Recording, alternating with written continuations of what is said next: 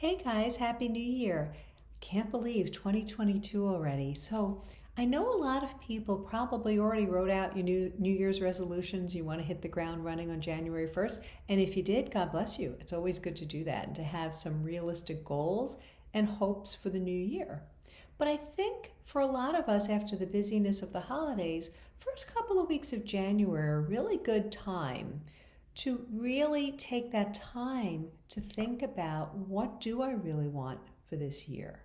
Now, the number one thing I hear from parents especially is, how do I help my loved ones to grow in faith? How do I grow in faith? So there are the practical goals and resolutions that we need to set up, but I think we got to really take this one very, very seriously. So I want to give you some ideas how to do that. And I do also want to mention to you that this is the perfect time to reach out to a Catholic life coach, because often we think of life coaching only, for business or for sports or whatever it is to accomplish a particular practical goal.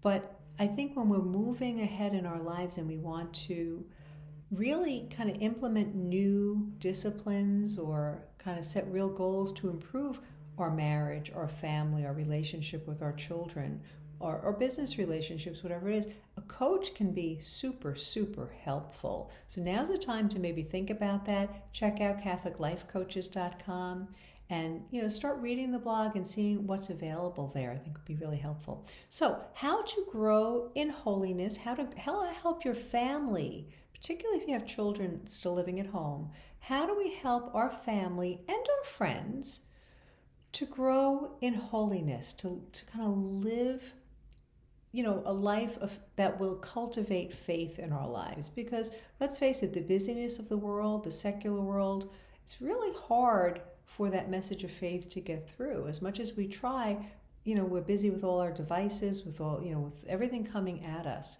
So here are my suggestions. The first thing we want to do, cultivate order. All right. If your house is disorderly, and it might be after the holidays, mine usually is right after the holidays, to cultivate order, you might want to think about hiring a professional organizer. All right, that could be really helpful in terms of, kind of getting things under control in your house, because we need order in order to function.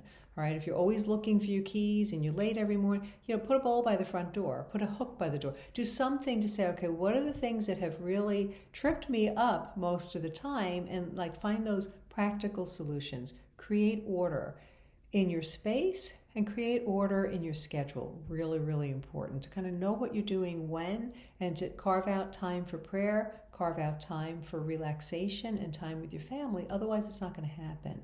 All right, we tend to give our loved ones the leftovers. We need to kind of carve that in. So cultivate order.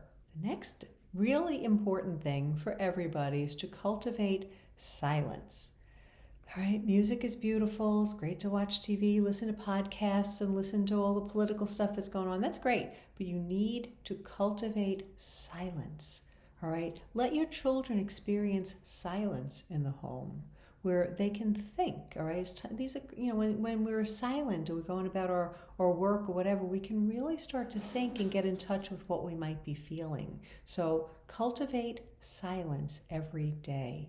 Or in the car, we don't always have to have the radio on. That's a good time also for silence, or a time for prayer, to talk to God. It's really important.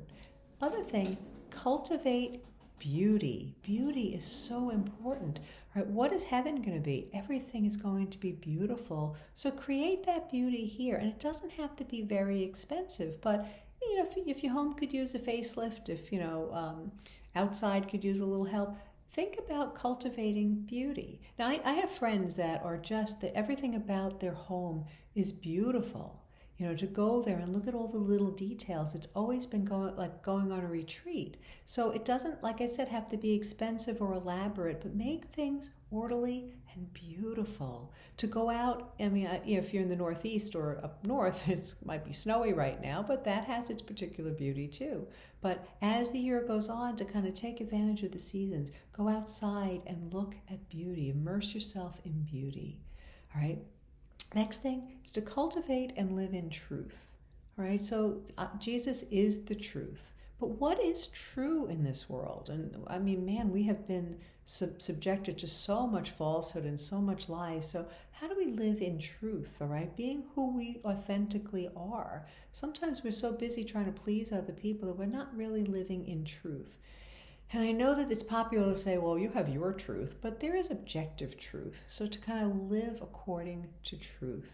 And the last thing is to live the affirming life. Dr. Conrad Bars talked about living the affirming life. And what does that mean? It's based on what Thomas Aquinas taught of being present and allowing ourselves to be moved by all that's good, beautiful, and true. All right, so to be around goodness, to be surrounded, to allow yourself to be moved by the goodness of another, by the beauty of another or our environment, and to rejoice in the truth. All right, what does it say in Corinthians? That love rejoices in the truth. So those are my suggestions. You might need to talk to somebody like a coach, like I said, to help you to kind of set the goals in order to accomplish this. But this is a really beautiful goal for the year, and not just the year, just in general for living. So if you find that your life has been chaotic, it's disordered, it's crazy, you want your kids to be able to really live the faith. They need to be around beauty and silence and order, all right? Because that God speaks in the silence, all right? He lives in that order and in that beauty. So if we allow our kids to constantly be bombarded by noise and all this stimuli, it is going to crowd out faith. So that's my suggestion to you. Reach out to a Catholic Life Coach on CatholicLifeCoaches.com. Got a free report there too, how a Catholic Life Coach can move you from ordinary to extraordinary. So make sure you pick that up. There's a link below this video.